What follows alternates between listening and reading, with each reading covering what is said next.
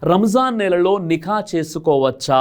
చాలా మందిలో ఉన్నటువంటి ఒక వాదన ఏంటంటే రంజాను మాసం అనేది ఆరాధన నెల కాబట్టి ఆ నెలలో ఎవరైనా నిఖా చేసుకున్నట్లయితే వెంటనే తలాక్ అయిపోతుంది. ఎందుకంటే అది ఆరాధన నెల, ఇబాదత్ నెల.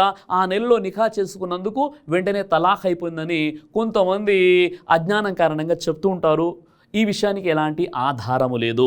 సోదర మహాశివులారా, నిఖాని ఆదా దీన్ అని చెప్పడం జరిగింది. అంటే సగధర్మం పూర్తవుతుంది ఎవరైతే నిఖా చేసుకుంటారో అని చెప్పడం జరిగింది. కాబట్టి రంజాన్లో కూడా నిఖా చేసుకునే అనుమతి ఉంది.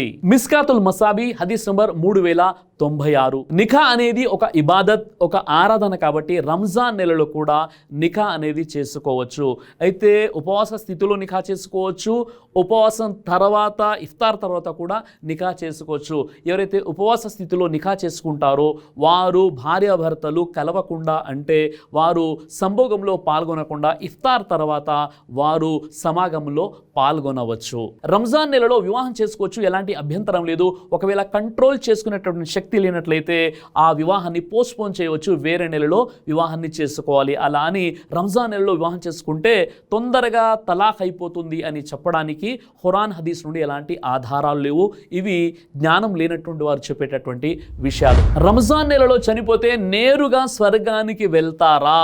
చాలా మంది ప్రశ్నిస్తుంటారు. అయితే ఖురాన్ మరియు సహీ హదీసు గ్రంథాల వెలుగులో రంజాన్ నెలలో చనిపోయినటువంటి వ్యక్తి ఖచ్చితంగా తప్పనిసరిగా స్వర్గానికే వెళ్తాడని చెప్పడానికి ఎలాంటి సహీ ఆధారము మన వద్ద లేదు.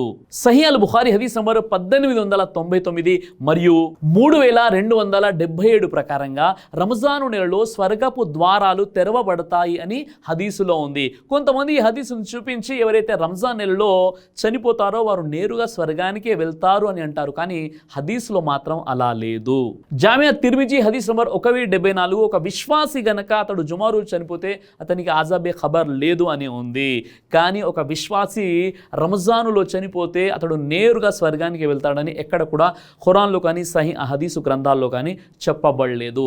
అల్లాహ్ సుబ్హానహు వ తఆలా మీకు నాకు మనందరికీ ఇస్లాంని సరిగ్గా అర్థం చేసుకునేటటువంటి సద్బుద్ధిని ప్రసాదించుగాక. ఆమీన్ యా రబ్బల్.